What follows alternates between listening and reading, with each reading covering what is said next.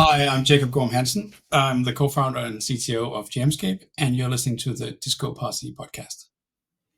All right. Now, I feel like I don't know how we didn't do this in the past already, Jacob, because I've been such a fan of the work that you've been doing. And I've been lucky enough to be able to collaborate over the course of years through Irfan, my co-founder, and you've obviously had a great history, both in the industry as well as with a lot of folks that we know. So this is cool because I think one of the biggest challenges I've found for a lot of companies is figuring out how do we manage what is no longer the traditional work model, and then having come from something that using technology to really improve human capability and not, we're absolutely bombarded with AI and machine learning and all this washing of things taking our jobs. And then we're seeing patterns of work changing. So it's great to see that get rid of the hype, take the best of those capabilities, but also really do it with a human intent in mind. So for folks that are brand new to you, Jacob, you want to just do an intro of yourself? We'll talk about Jamscape and lots of good stuff around the industry. So, yeah, thanks, Eric. And thanks for having me on. So my name is Jacob. My background is actually I started my first my first company when I was 13, and we were in the bread delivery business. So in Denmark, there's a tradition that you meet Sunday morning for like a big breakfast with, of course, a lot of Danish and rolls and so on. And I was from a small town, and basically everyone there would start their car, go to the next small town, and where there was a bakery, and they would buy bread and they would come home. And so it was my dad who saw a business opportunity there. So we made a deal with the bakery that they would just put all that bread in a van. They would drive it to my house, and then we were two guys on bicycles. We would just, distributed that all over. And that gave me some income for buying my first computer. It also gave me a fairly pressing need for like an ERP system, because there was actually a lot of data when you're dealing with like 80 order lists with 20 items on each list. So that kind of forced me to kind of learn programming at a fairly early age. I think I was around 14. And so and then I guess I just didn't stop. And back then, this was on the Commodore 64 and then the Amiga. The next thing you would do when you were fairly good at programming is you start writing demos for the Amiga demo scene. And then from there, the next progression was to write computer games. So I actually made the first publishing deal for my first computer game when I was still in high school. And that got published, just around the same month that Commodore went bankrupt. So the timing wasn't great. But then I kind of just stayed in I was studying computer science alongside, but I was doing spending most of my time just working on games. I was also CTO of a games company for a few years. And then I got involved in a company called IO Interactive that were working on the Hitman games. If you're familiar with that franchise, I think there's actually 2 Hollywood movies made out of it. So I was kind of fortunate to be part of that team that built the 2 first Hitman games, and also a couple of their other titles, which was a lot of fun. Seeing a startup go from nothing to worldwide AAA success, and working with some really, really smart technical people at the time. But I was also always this kind of dual personality when it comes to, there's this whole world of graphics and games and, live action. And then there's the world of being like a sysadmin and building, Linux servers and backend systems. And I was doing also a lot of backend work for this company. And so I noticed that there was this problem that we had this source control server that it was really old and broken, and we needed to replace it. And we did buy the replacement hardware, but we could never find a good time slot where we could actually decommission that or take it out of, action for a little while, because people were working around the clock because it was a startup. And so that kind of got me thinking that that really, the world needed some way of moving a workload from running machine to another running machine. And so I was, at the time, my master's thesis was coming up at the university. And so me and a friend named Asger, we sat down outside and we discussed this problem. And came up with this idea for what's now called live virtual machine migration. that all the data centers, all the hyperscalers, they use it today. And so we actually decided to go and build that for our thesis project. And before we could build it, we had to, because we didn't have any of the open source, there was no KVM or Zen or any of this stuff at the time. So we had to build our own hypervisor first. And once we built that hypervisor that had the ability to host multiple virtual machines, then we added this functionality with the live migration. And so we had a demo there. We could play Quake while the server was kind of ping-ponging across the network, and it was so awesome. I mean, it was like 8 months of really hard work, and then finally seeing it come to fruition there. So that kind of got me kind of sidetracked from the games business and into the more of the operating systems world. And so I got I applied for and got a PhD scholarship with the same university. And there I started just working more on this live migration idea. And then I started a collaboration with the University of Cambridge. They were building the Zen open source hypervisor at the time. And so we collaborated on bringing this live migration functionality to make that a feature in Zen, which it is today. And we wrote a paper on it, and that's actually the most cited computer science paper ever from a Danish university. So very, very proud of that, of course. So that was kind of my systems background. Then at the time, VMware they were growing like crazy, and their IPO was coming up, and so I spent some time at the University of Washington during my PhD studies, and they contacted me there to come down and give a talk, and were offering me a job at the time. But I wasn't finished writing up, and I was also actually planning on working with CentOS, which was like the open source competitor in Cambridge. But then VMware opened up an office right next to where I just moved. And so I thought, okay, that sounds like a good chance to actually meet some people and work with them in person rather than just collaborating over the internet. And so I joined that. And that's actually where I happened to meet Renee, who's now my co-founder at Jamscape. I was 4 years at VMware, and I think they were fairly impressed with the stuff that I've been doing with VMs and so on. So they said, well, if we just give you free hands to do it, just pursue whatever kind of research you want. That sounded really attractive to me. And at the time, I mean, nowadays VMware is so big, they have a research org, but right now, but back then they had a lot of people with PhDs, but they were all working like kind of hardcore on the product. So anyway, it was pretty clear to me at the time that the next problem that needed solving after having the ability to move the VMs around was to make the storage independent of location. So I don't know if you remember, but at the time, VMware was owned by EMC that was selling, centralized storage, and everybody around VMware was like, IBM, Hitachi, whatever. They were all pushing VMware because that was, push or create a demand for more centralized storage.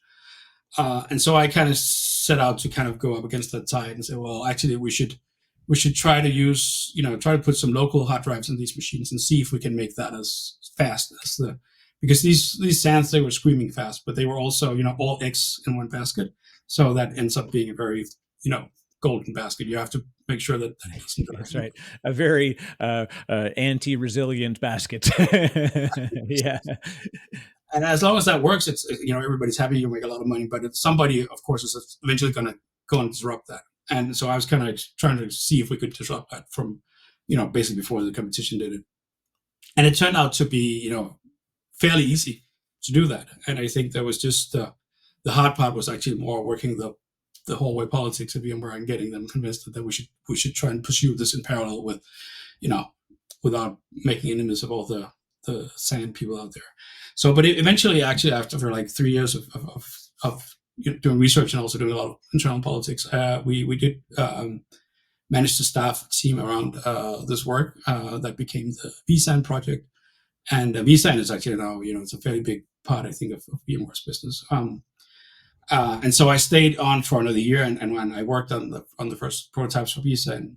But then, there was this kind of funding window around the financial crisis, whatever, that I kind of thought at that point, this is 2011 or so. So some of the people I knew at Cambridge, they'd sold sensors to Citrix in the meantime. And so they'd raised new money for a new company called Bromium.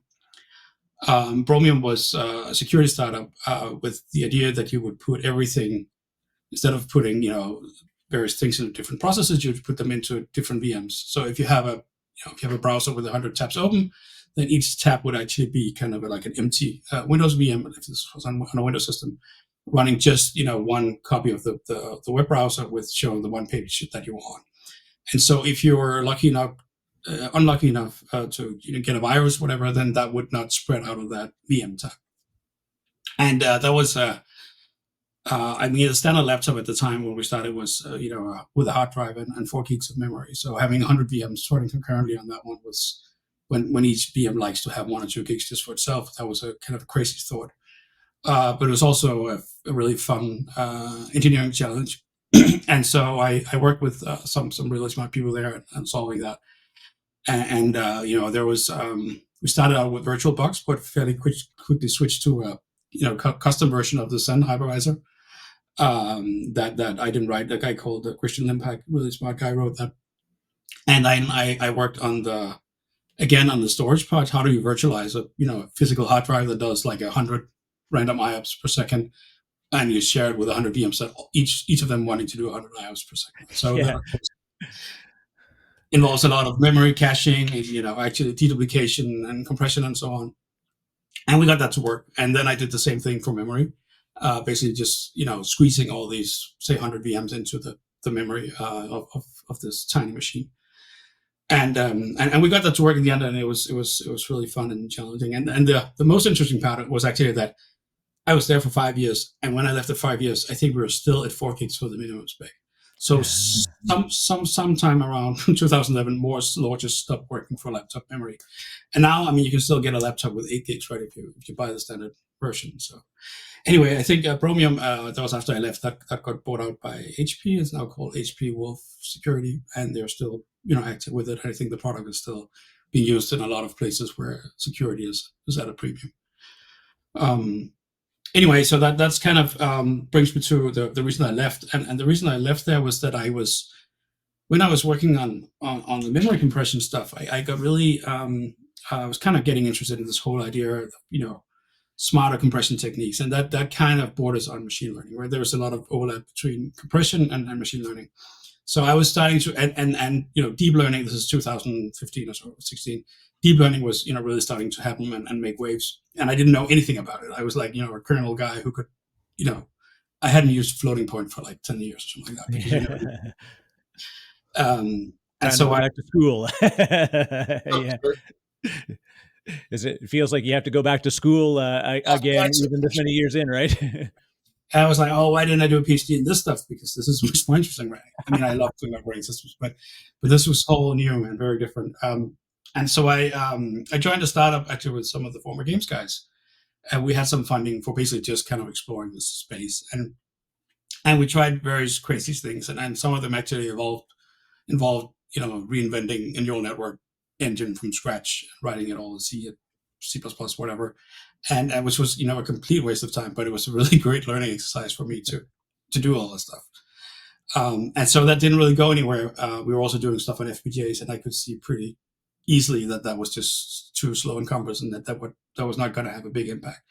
But I found out that you can do a lot of stuff with CPUs at the time. You could actually, people at the time would really overestimate the performance gap between a GPU and a CPU, because they would on the GPU they run CUDA, cuBLAS, all these really highly optimized numeric libraries, and then on the CPU they just do like 3 nested loops to multiply matrix, and so that turns out to be leave a lot of performance on the table on the CPU side of things. So I found out that just by linking a few better numeric libraries into some of the existing, like YOLO and the stuff that was coming out with computer vision, then we could get like 5-10x speed ups just by with very little work. And so in the end, we decided, me and one of the other co-founders of that company decided to start a new company called Vertigo AI, and with the focus on basically running AI at the edge. So focusing on Raspberry Pis. Basically, the idea was just you buy a lot of Raspberry Pis, you put them up everywhere, say in a store or whatever, and then you could use this for customer journey monitoring or tracking the cars in the street and so on. And we got our first customer actually before we started that. They were building a hardware product in this space, and they needed somebody else to own the software, and so we did that. And then we just got a couple of other big accounts they were all startups that were trying to solve some problem, like traffic monitoring in California, or foot traffic in restaurants in Seattle and so on. And so we basically licensed our software out to them, and we just bootstrapped the company out there. We didn't get any external investment or anything like that.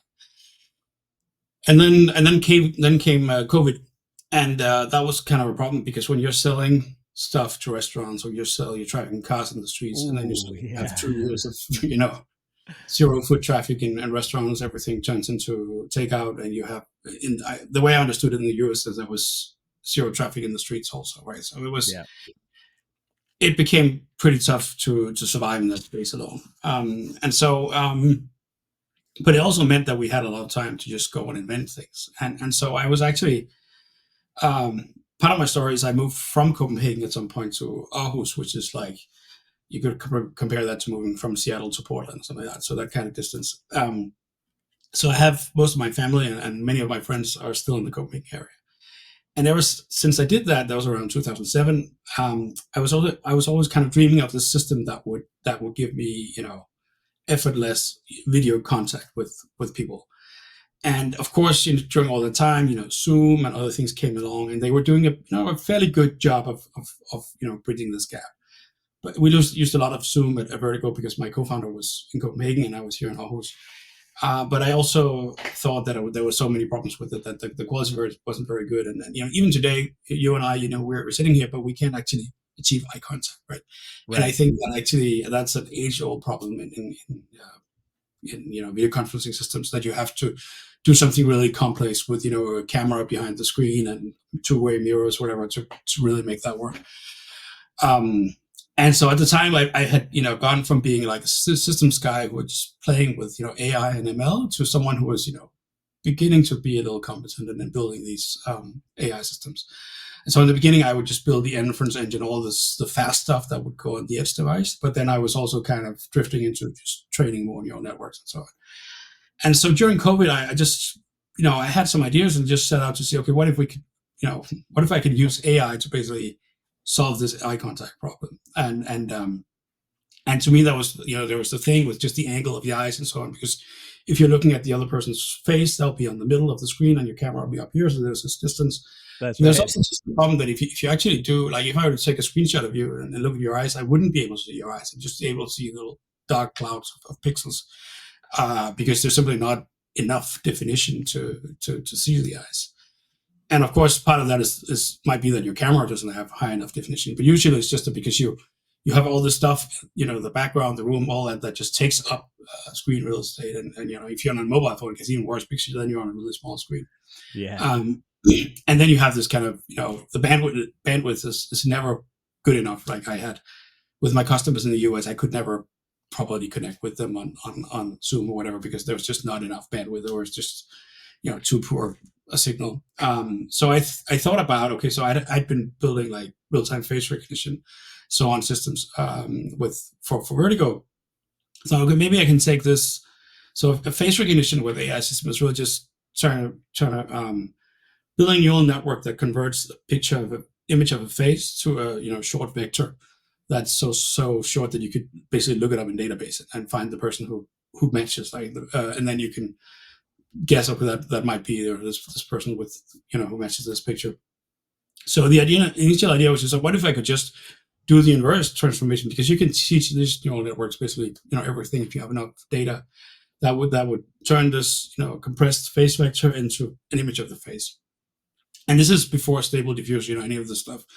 So I set out to do this, but then I always had this kind of restriction in mind that this would be something that would run on your phone or your laptop. So it has to be, it wasn't that you couldn't find something on GitHub that would maybe be able to do that, but then it would be this massive 100-layer ResNet, whatever, that would never be able to run in real time. But then so I just it feels like I spent all of COVID just with my GPUs, just, lots of trial and error, which is basically how you make progress in machine learning, just trying a lot of approaches, trying a lot of network designs and so on. And finally, I arrived at this really small neural network that could do that. But they could basically, it wouldn't actually convert to a face vector, but it would convert to what's called a quantized representation, very, very, a few bits basically, right? And then actually, fewer bits, way fewer than say JPEG, or even also, fewer than, H264, H265, these modern video codecs are. more or less the state of the art today. And so I actually built an iPhone app around that where you could actually talk to people through this neural video coding. And I put that up on Hacker News, and it went totally ballistic there and it hit top post. And a lot of people were really interested, and some people were interested in the fact that it came from like a face recognition system, which I think a lot of people think is the most evil technology on the I planet. know that's the hard part. You're like, wait a second, what are you doing with this? Yeah, that's always the first question, right? So basically using this very, very evil technology for something that's good, which is to make people communicate and have eye contact. Anyway, so that's kind of the long story. That's all the stuff that happened before Jamscape. I thought I was feeling pretty proud about myself that I just took a Raspberry Pi and made my own customized mic flag so that if I had to change the logo for my day, I could do so. That's as far as I've invented. So you've had a heck of a history. Do you chase hard problems, Jacob, or do they just find you? Like you've really sort of been at the edge of a lot of really challenging problems that nobody knew were even meant to be dealt with. And it's interesting to see how far ahead of the curve, and even I'll say what is the hidden thing behind when people say like, oh yeah, VMware just did a thing. And I remember when they talked about running vSphere on a Raspberry Pi, and it was this sort of neat idea that like, oh, you could run it on a Raspberry Pi, very minuscule, obviously you can't do much, you can't put too many VMs on it.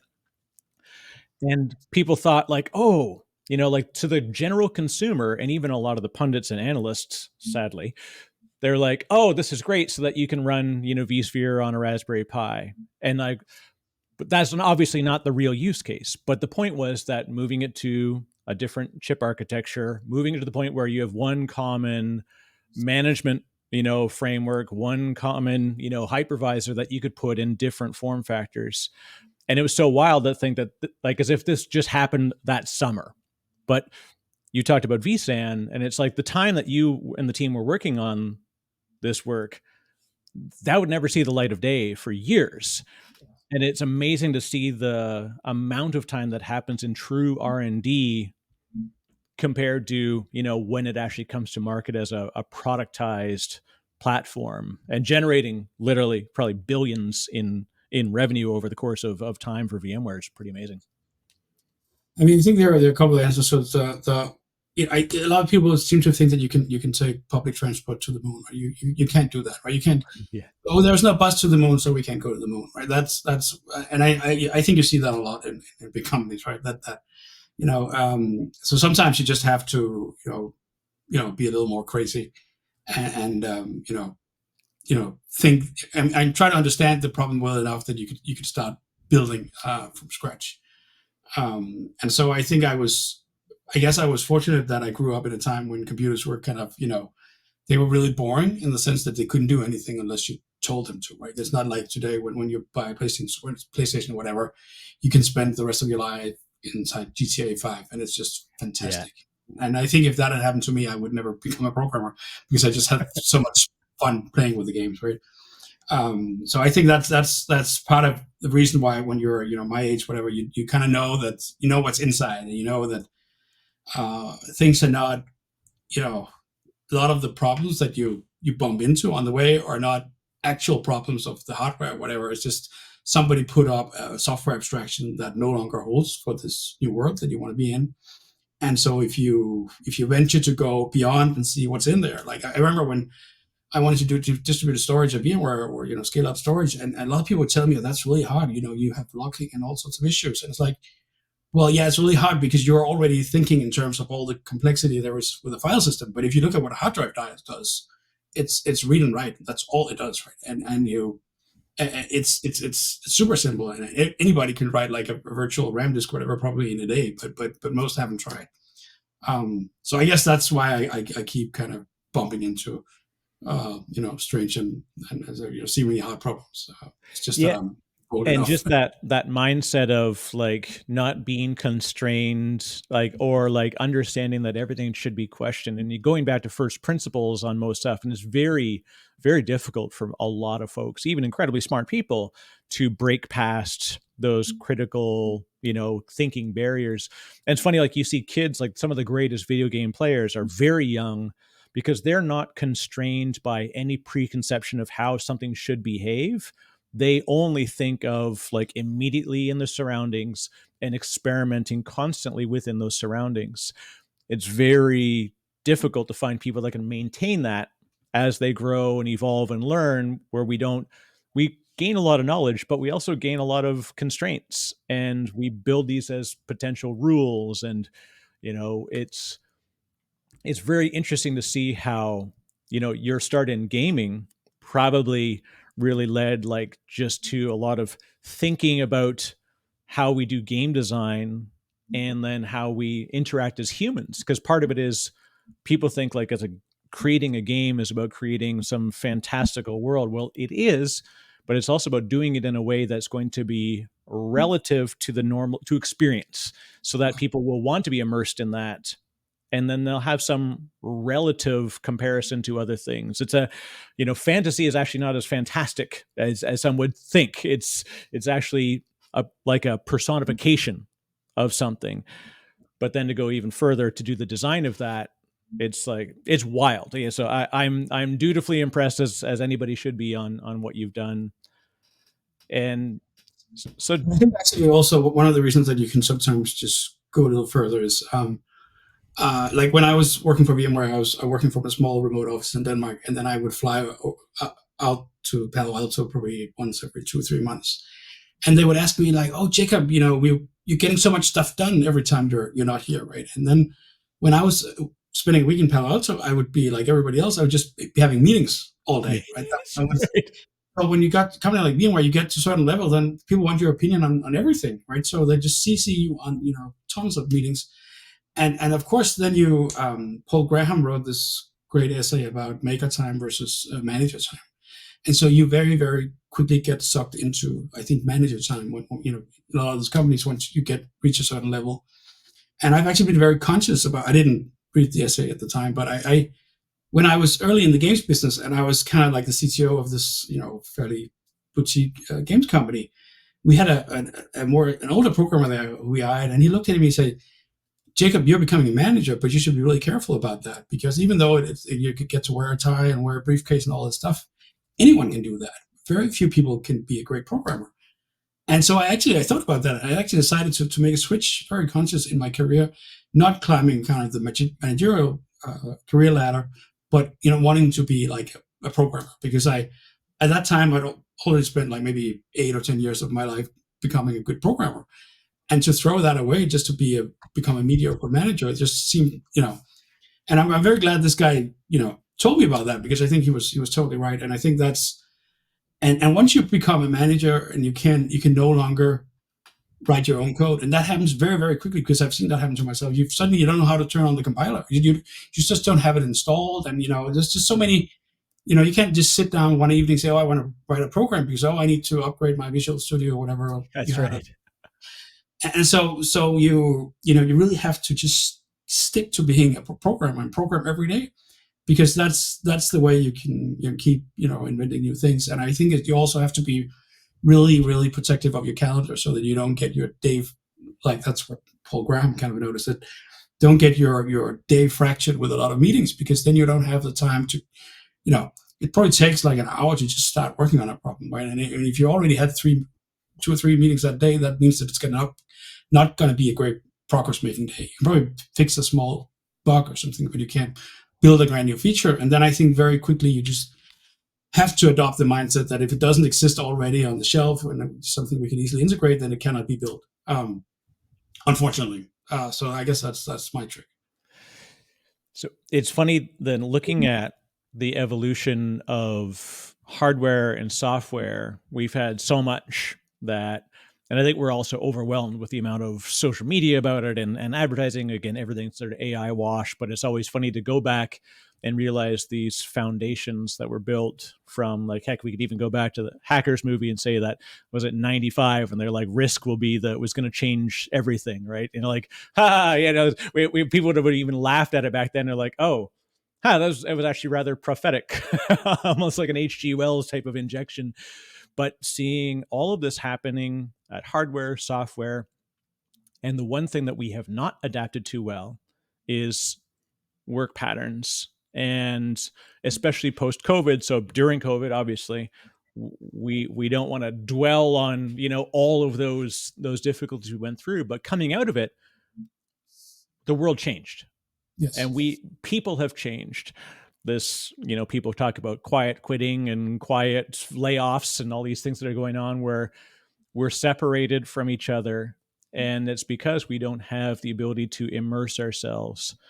And then said, ironically, in the gaming world, I used to, my oldest son, I would say, like, hey, what are you doing? He's like, oh, I'm gaming with my friends. Okay, cool. And they'd be on, at the time it was Skype, and this was pre-Discord. And so they'd be cranking away, playing games. And then I'd say, hey, why don't you guys all come over? And they'd like all come over on Saturday. And it was a LAN party. They would, bring their machines and then they would get on Skype in the room. And I'm like, but it was, so for them, it had become natural.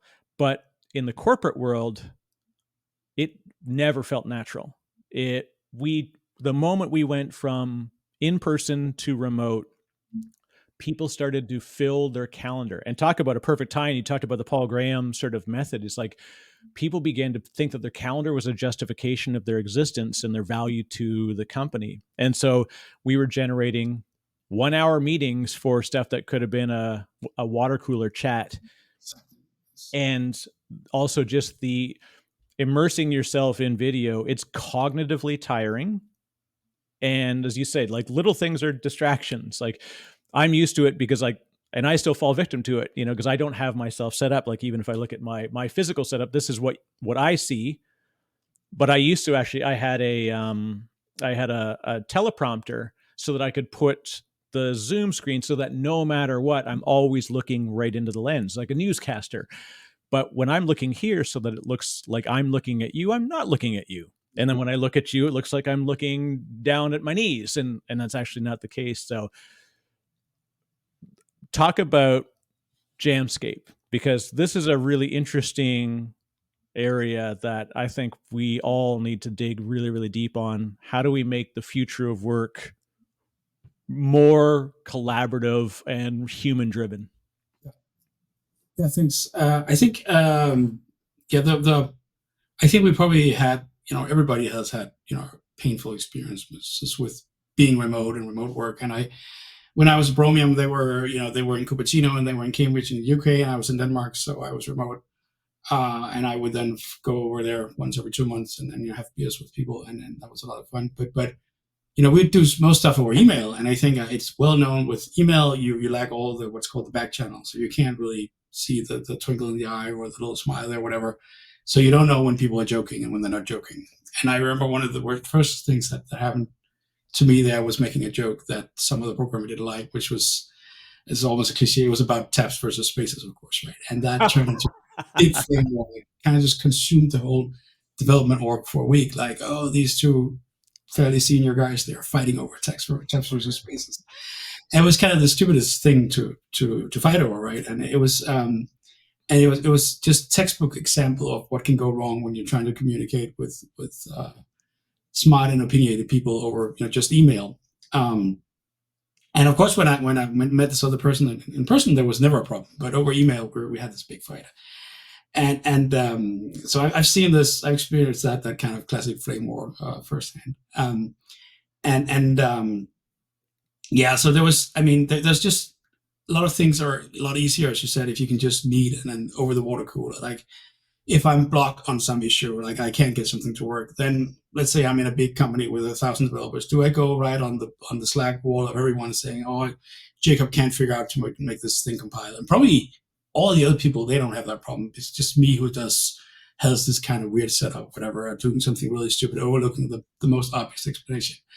And so there's a big, I have to really cross a big threshold to even make the decision to post that on the online Slack saying, help me out guys, because I'm stuck here. So I'd much rather spend 2 working days just trying to, Right. you know, solve this problem with my own brain.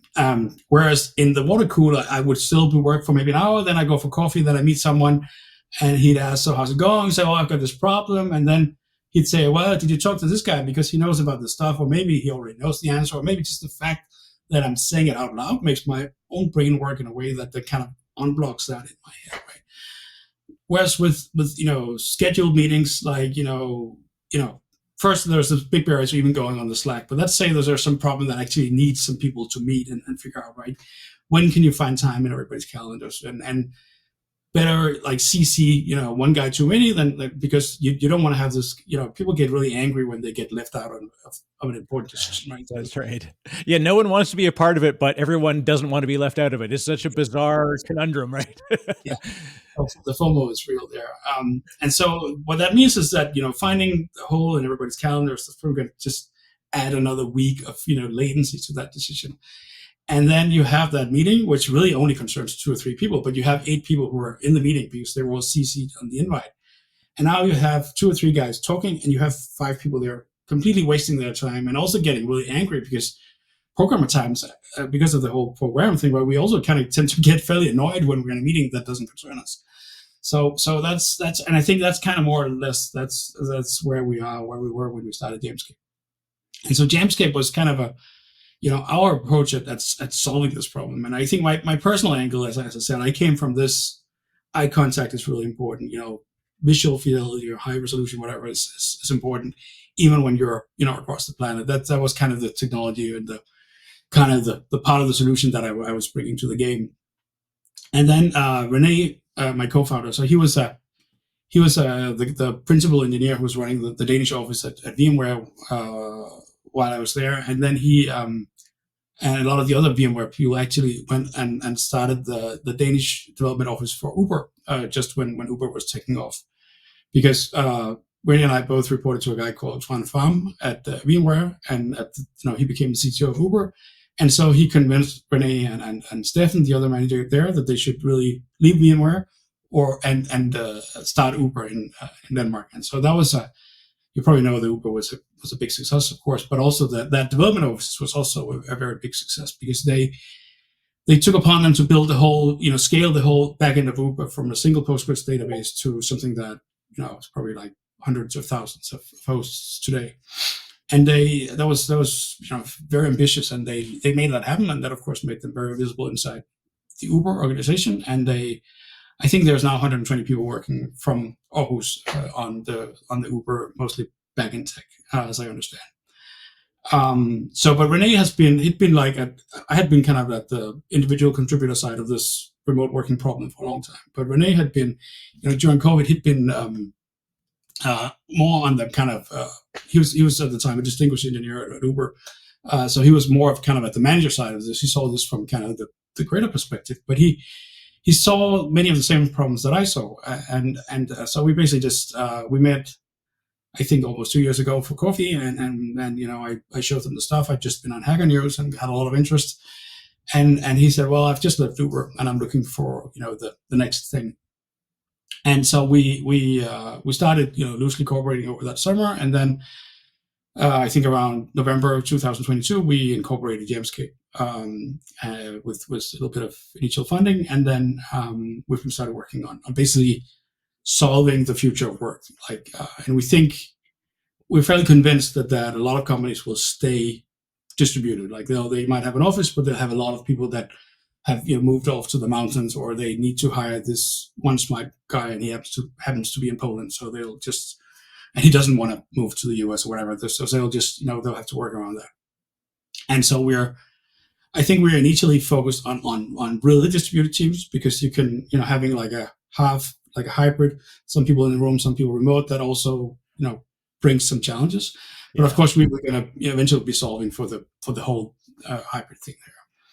And so the core of we I think about a year ago we released the first MVP, and that was this idea that we could use this AI codec for our eye contact, but also so the Vertigo AI stack that I kind of brought into the company is this really lean and fast edge AI inference engine. So basically, you can take something that you trained, say in TensorFlow or PyTorch, and you can put it on your.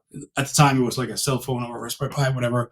Now the focus is more on your old slow Windows laptop or your greater modern macOS laptop, and then you can run various computer vision algorithms with very little overhead, and so that's actually really the low overhead is really important, because if you're a programmer, you're trying to write code and use your compiler or whatever, you don't want to have something that's like Teams, whatever, that's just sucking out of all the resources out of your PC, right? You don't want to have the choice of if I communicate, I can't work, or if I work, I can't communicate. So it's really taking a lot of effort just optimizing the stuff so it all runs on your GPU or NPU or whatever, and so you don't really see, if you go in the process manager or whatever, you see a process there that's using a couple of % of a core or whatever, and that's Jamscape. And then what it does is it actually does a live face recognition if you allow it to, so that it can see in real time when you're in front of the screen or not. So as soon as you leave, say you leave to get coffee, then everybody knows that Jacob is no longer in front of his computer. And why that is important is that if I know with very high precision that Eric is in front of the screen, then it's very easy for me to reach out to you with a quick question, right? You just say, "Oh, Eric, I have a quick question." You say, "Yeah, well, look in the blue folder." Okay, thank you. And then we can do, instead of calling a meeting for next week, we can do the thing like we would in the office in the hallway. Just get this 2-minute conversation to just unplug. Or it might also be that I'm let's say I have a meeting coming up at the hour and it's 5:02, and I see that you're online. Then I can do like, "Okay, hi Eric, I have a meeting in 3 minutes, but I just wanted to hear how your vacation went." And then we can have this kind of very brief time box 3-minute conversation, just chit chatting, and then you can go into your meeting, I can go into my meeting, and so you can get a lot of that ad hoc and spontaneous conversation that kind of glues the company together and allows everyone to make quick progress. So that was kind of the version 1 MVP of the product that we did. So basically, it was kind of like you could when you're in front of the computer, you can broadcast your face and only your face, because it knows where your face is. So we can do a type crop there. So basically, just have this little speed bar, like like the in Next or whatever, the speed bar with all the icons there, a little dock with everyone's face, and you had live faces of everyone. So it turns out that people hated that. They thought that was that was too intrusive, right? So now we made it so that you can go in certain rooms where everybody has their video on, which is sometimes good just for you still be working, but you just kind of gives you a little bit of office atmosphere. Yeah. Or you can go another room where you don't have to have your video on, and you just have a still picture of your face, but it's still, the status is still updated in real time based on whether you're present or not. And then let's say let's say I'm doing this podcast, and I can flag I don't want to be disturbed. I put that on, and then people can't just call me up at random.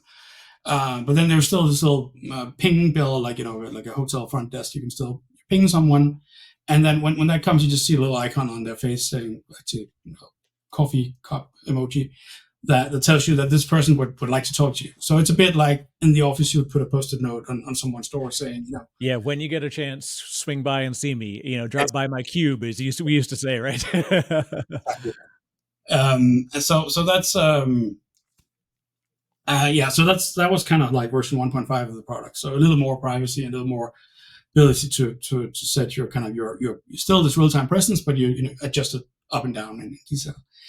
And then I think final thing, of course, is that this thing that was happening almost, I think, same month as we founded Jamscape, is that your Gen AI kind of exploded onto the scene, right, with ChatGPT.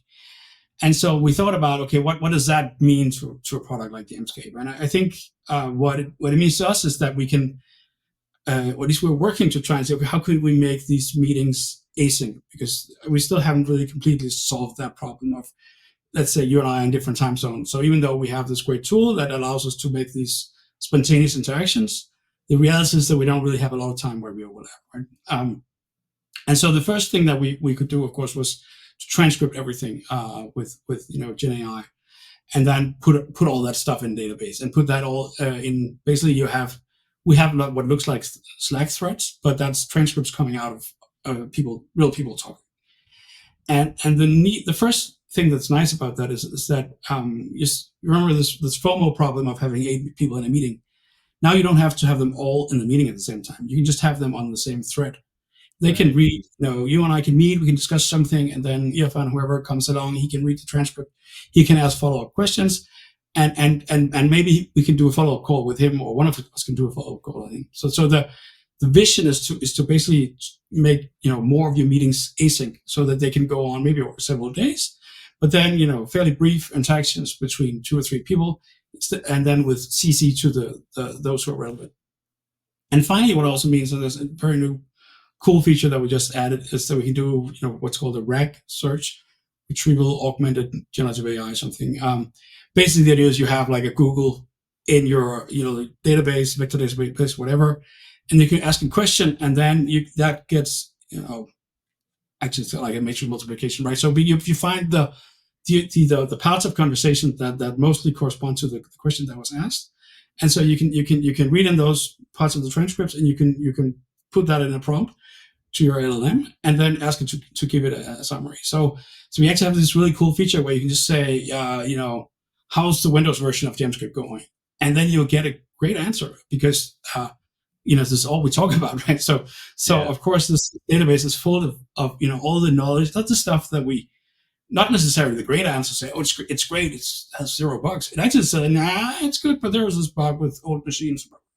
And so so we're still working on that, and it's, of course, there's a balance there, because right now you can only search the stuff that you were CC'd on, that you were part of. Right. But sometimes it would be even more useful if you just search whatever everyone said, because then that would, like I said, when I was at VMware, I was working on this distributed storage problem over in Denmark. Then after 6 months, whatever, some guy, Keith Adams, actually, who was, I think, at some point the chief architect of Facebook afterward, he writes me an email saying, "Oh, we're fellow SAN haters. I hate SANs too. Let's collaborate." But that took 6 months for the kind of the information just kind of slowly dispersed. And there's this guy in Denmark working on this crazy project, and then there are these two guys in the US, I think Eli Collins was the other person that are also kind of interested in this area. And if I had Jamscape when I joined VMware, I could just ask Jamscape, so Jamscape, tell me, am I the only one, who dislikes SAN at VMware? And then it would tell me, no, these guys, Eli and Keith, they keep, talking about that. And then we had saved a lot of time. So it's kind of funny, but then it just becomes like a brain for the whole company. Anyway, I think that's more or less the thing that we're trying to build with Jamscape. The interesting thing is, and I'll bring it up just as an example, because this is this thing that I always struggle with. I didn't realize for the longest time that Slack was actually an acronym, that it stood for Searchable Log of All Conversations and Knowledge. And so that was the idea behind it. The interesting thing, of course, is by the origin story, Slack was not created as the product. Slack was a thing that was being used by the teams to do another thing. It just turned out that it became the thing. But one of the struggles I always had with any collaboration chat platform was that search is really just not, it just doesn't work. It's just visually difficult to render search, especially as conversations increase. And then the ability to have summarization and have something back there would be pretty incredible. Tough challenge to solve as well, of course, of what do you include, because a little too much leaks in there, and you can just go through and say, hey, Jamscape, am I on a PIP, or is anybody else on my team at risk of being cut? And hopefully HR isn't having open conversations. But I think that's a hugely interesting problem. Also, it's so first, let me just correct myself. Keith was actually the chief something at Slack and not at Facebook, but I know he was also at Facebook. Anyway, I just hate when I say something that's wrong. And so the other thing there, I think that's a really interesting problem. And I think this whole, how do you keep all this stuff secret, right? How do you, how do you not just set it all to OpenAI for them to summarize and whatever? I think that's there's probably a very good business on doing some kind of on-prem and ultra secure whatever version. And I think maybe we'll do that eventually. because we already now, when we're talking to like government customers, they're like, oh, but we have GDPR, whatever, we can't just, so I think the whole security aspect is and as you said, how do you find me the most disgruntled employee? And then they'll say, oh, that's Jacob. Okay, we'll fire him. We don't want, I can totally see, there are lots of challenges. How do you? So right now, that's with everything we do, because we're doing this crazy thing where we're filming your face all the time. We're always doing like completely tit for tat, right? I can see you if you can see me, and you can never spy on me, right? Because we're not building a spying tool. We're very conscious of that, and so that also means right now you can only ask about the stuff that you basically already know, which is kind of of course, it gives you kind of infinite memory, but striking that balance is interesting and a hard problem. Well, and I think that's a very human problem of like, we look at it now with such a critical eye on, are they present? Are they at their desk? And I remembered like when the early presence phones were a thing. This was like the Cisco VoIP phones came out, and it was like that you could have presence indicators. And so you could go in and look at your chat client, and it would show that you were present, and then your phone, you could log into your phone. And it was especially for help desks and service desk type of things, or trading desks, making sure that we knew who was where. But it was a combination of like, we could physically see them, so it didn't really feel painful that we would also ask for presence at a systems level. But then when we didn't have physical presence, on both sides, it became a challenge. Like, I feel guilty if I go down and make my lunch.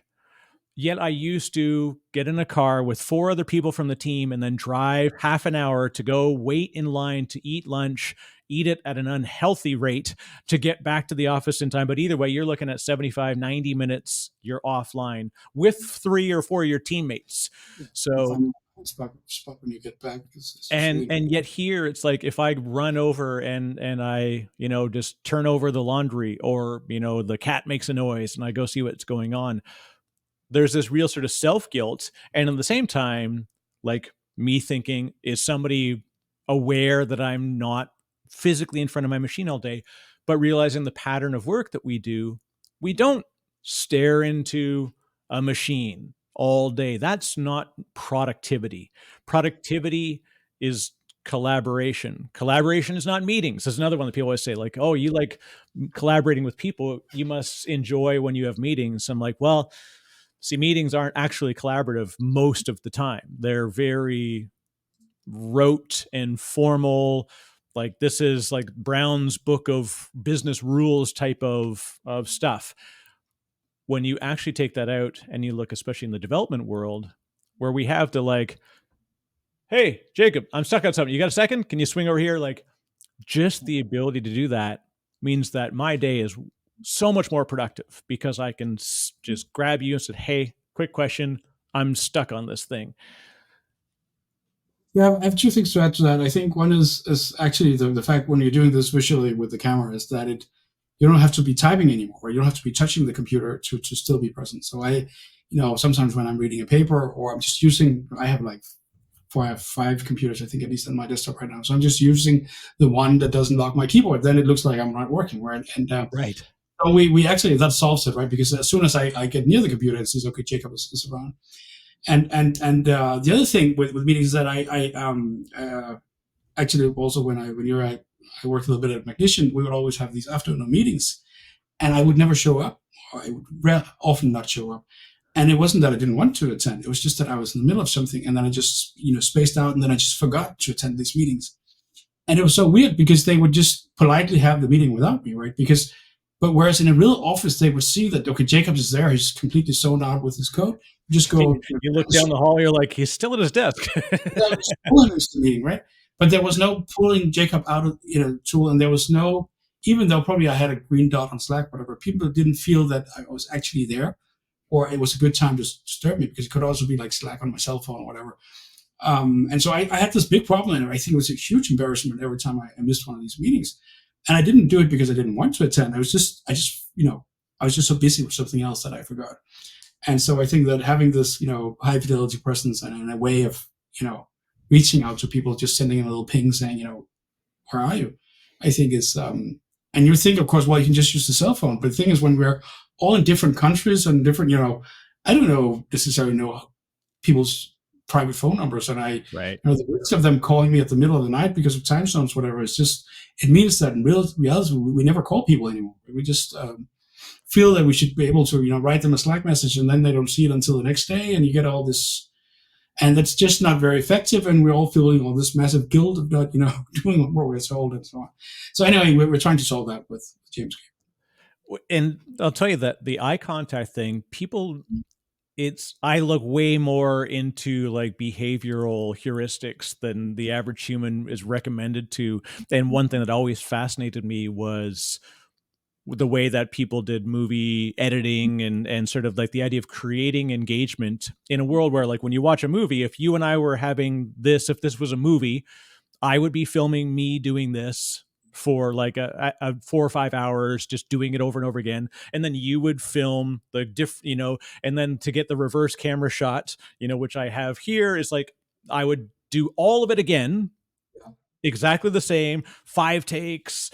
And then you would do like, we're not actually necessarily sitting across the room from each other. And then the other thing that was interesting is that you could piece it together to look just the way that there were cuts, the way that they were managing angles. You could create true, like an engaged experience between people that were not even in the room.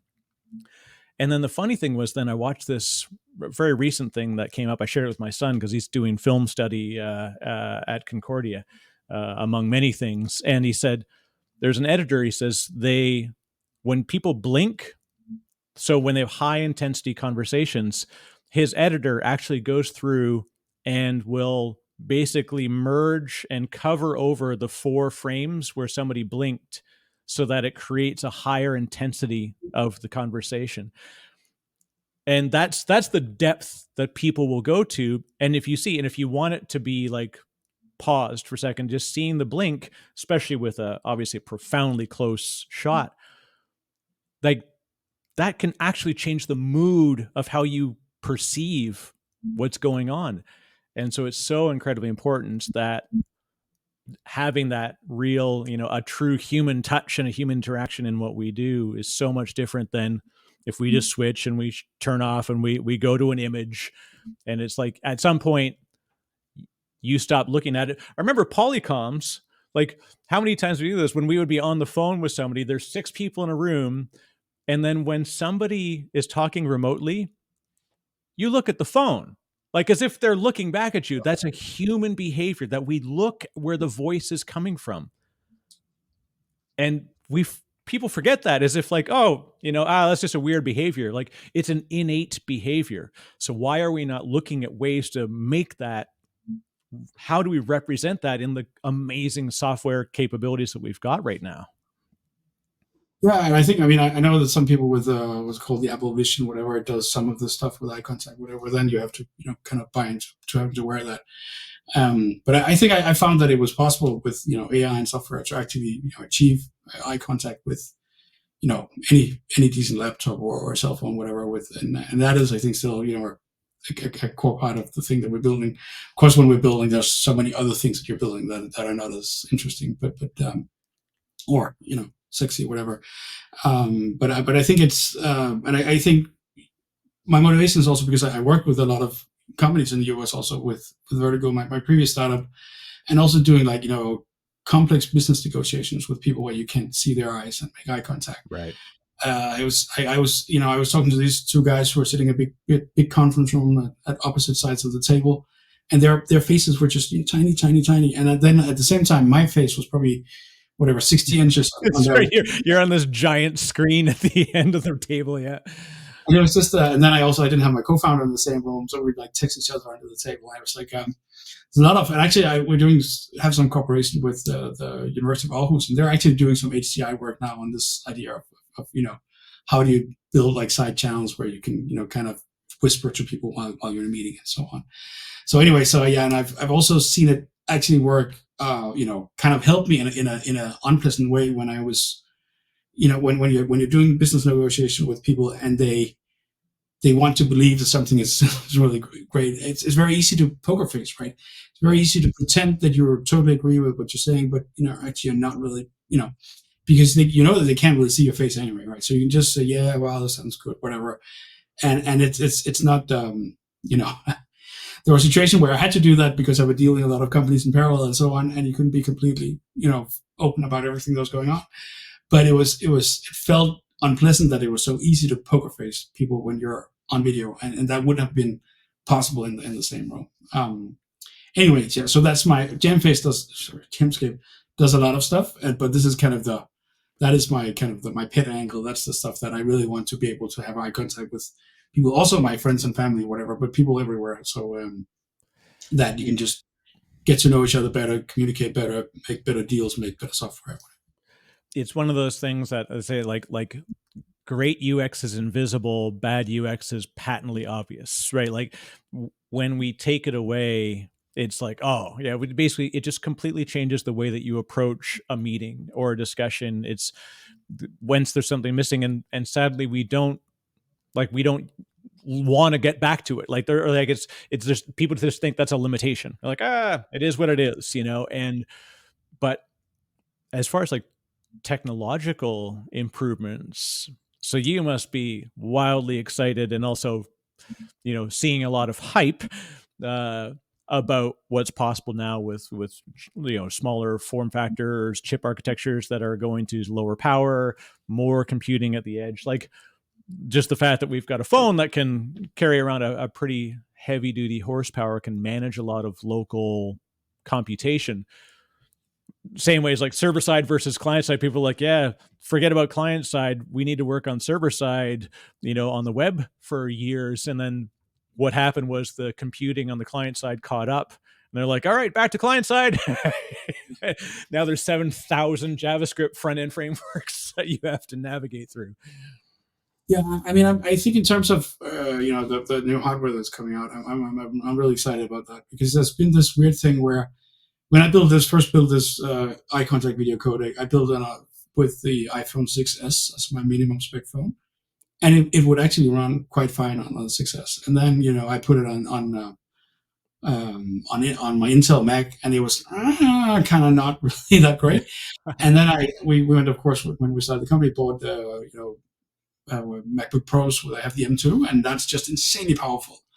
And then next to me, I have a ThinkPad G14, and it's horrible, right? It's just it's so much slower, and also the camera is really poor quality and everything. And of course, when you're building, the sad part about trying to build like a product like this is you have to work on all these machines, because it's always going to be someone's grandpa who has that 10-year ThinkPad, right?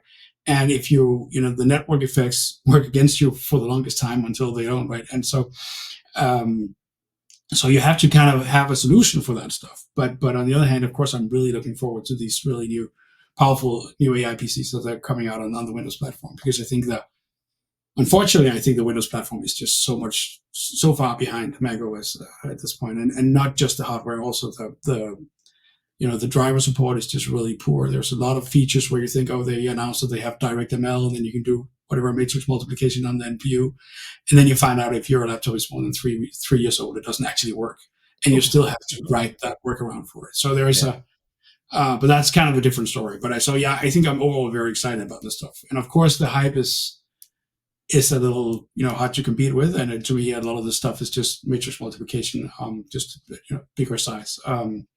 But I think I'm really looking forward to this new hardware. I'm also looking forward to getting better cameras and laptops, because they're actually incredibly poor compared to anything you would find in a cell phone for the last 5 years. But yeah, that's the incredible thing too, is that I find people get stuck. Obviously, North American centric viewpoints tend is like a lot of it's Silicon Valley. But I mean, like if I look at your part of the world, I think of all the really, really senior, innovative technologists.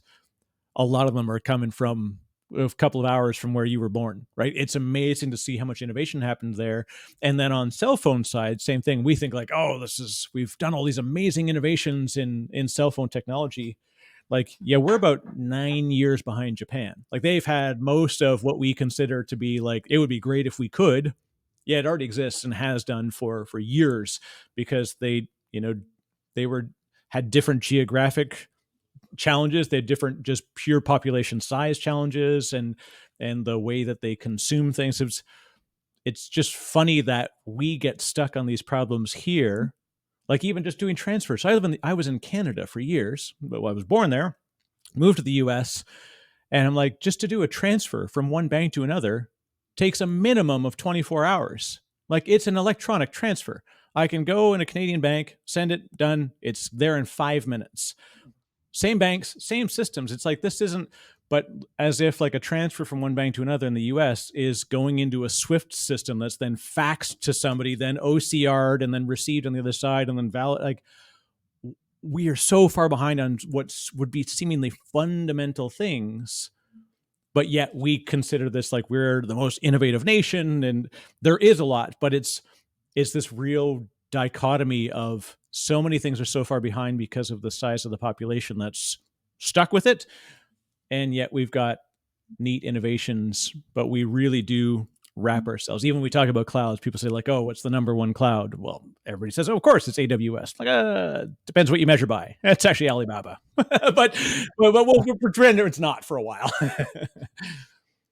Yeah, it's when I joined Bromium, I think in 2011, I had 1 gigabit fiber at my house, and we didn't have, the Bromium HQ had probably ADSL, right? And yeah. So I had more bandwidth than the rest of the company combined. That was interesting. And same with the cell phones. I think when a lot of that stuff was built in Sweden and Finland originally. And when I was in the US in 2005 as part of my PhD, you could get actually at the time GSM network, but the whole culture hadn't caught up. But then you suddenly get something like the iPhone, and then I think a lot of Europeans, including of course famously the people at Nokia, looked at it and said, "Oh, that's overpriced and poor battery, whatever." But then suddenly, once something really gets a foothold in the US market, of course it can explode, and then there's just so much buying power, and there's just so much money, and then you can just have Microsoft buying Nokia just to delete it, and all these.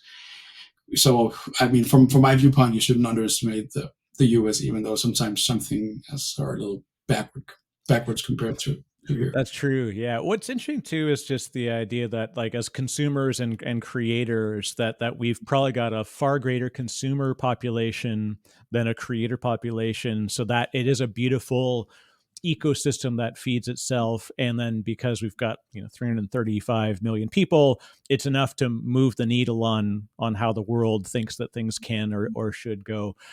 And it's interesting. But when I look at ecosystems too, it's funny, we talk about Mac and Windows. Like I was a Windows user for many, many years and supported large scale Windows environments, but I was doing it on a Linux desktop, and then I was going from there and then using Mac to manage a lot of these environments. And people would say like, what's great about Mac wasn't about like that it was artistic. Originally, it was always the creative team had the Macs. But I like the idea that it was although it's a walled garden, it has consistency in behavior. With Windows, it was like every machine was like we'd started from scratch building Windows. Like it was so artisanal and so unique and not consistent that was like the biggest problem, was creating systems management software and processes, because of the amount of iterations that you can have with drivers and OS versions and firmware. Versus a Mac, like the downside, you're limited to a walled garden ecosystem. Plus side is exactly how it's going to behave. Yes, and I think actually from where I grew up, I mean, we all had Amigas, right? The Commodore Amiga was huge in Northern Europe, and so basically everyone had the exact same computer, right? And so you could just write some routine, you could put it on a floppy disk and mail it to people. Back then, we even had a working postal service, right? So the next day they would have that, they would put it in their floppy drive, and then they would see a new demo or whatever you built, and that. And I think actually, not having been a Mac fan for a long time, coming to the Mac because one of our customers requested that we do a iPhone port of our technology. It's especially now with the new hardware, it's a bit like the Amiga, right? It's so consistent that you can actually write something and then almost forget about it. Then there might be small thing you have to tweak for like a 2018 or something, whatever. Yeah. But it's not like, I mean, Windows really, really just sometimes just bites you in the behind, right? Because You Yeah. think you can trust the stuff that they put online saying, oh, we have whatever H265 decode now in Direct 3D12, and you know that, okay, that's not true, but then I'm going to wait 2 years. Then you wait 2 years, and it still doesn't work, and nobody will tell you, right? So you have to invest a lot of effort in building something that doesn't work. And then I was lucky enough, like, to reach out to someone at Intel, and they would say, "Oh, we're working on that, and we'll give you new." And so 3 months later, I have working drivers for Intel, right? And then later I try the same thing with AMD, and nothing works with AMD, right? And then Right. I'm not being able to really reach the right people at AMD, and so I just have to spend a lot of time going backwards, working around the fact that they don't, prioritize fixing their bugs, basically. And there, whereas with Apple, where they, you file a bug with them, and they don't really. It's not this fingers blame game where they're just trying to blame the hardware guys, or the hardware guys trying to blame the Microsoft guys. It's just, okay, this is our problem. We'll file the bug. We'll get it fixed. We'll get back to you. So unfortunately, even though it's a walled garden and all that stuff, and I would prefer like completely open world, I think that it's as a developer, it's just so much easier to build for the Mac right now. And of course, what you really should be building for, because the situation is so dying on Windows, what we all end up building for is the web, right? Because that's kind of the lowest Right. common denominator, and it's probably better to spend your development resources and getting stuff working on the web.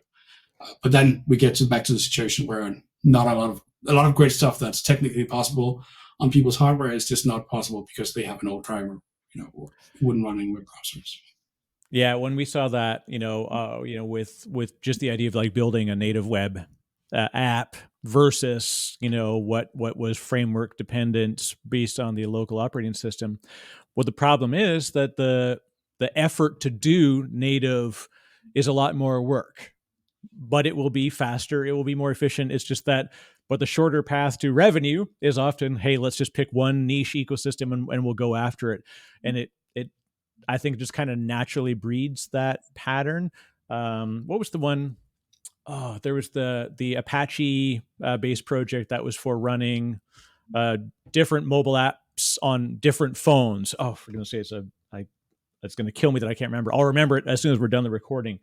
But the same thing. It was like, if you use this unified common framework, then it's a natural overlay. Or you could write natural Swift code and it just goes faster and it operates exactly as you expect. And there's a lot more support for it. I'm with you. I'm a huge advocate for open technologies and open source ecosystems, but we also have to recognize we have to pay for these things. And thus I have to be capital a socialist or whatever. Like, I have to be somewhere in the middle of, like, I want everybody should gain from it, but we also need to monetize it in order to pay for doing such. Yeah, I think that's the thing with you buy a Mac, and we had a what is the iMac, the big one, and we had it for like 15 years before it died, right? And it kept getting new software updates. And unfortunately, that was the time where you could actually add extra memory and change the hard drive and so on. Unfortunately, you can't do it.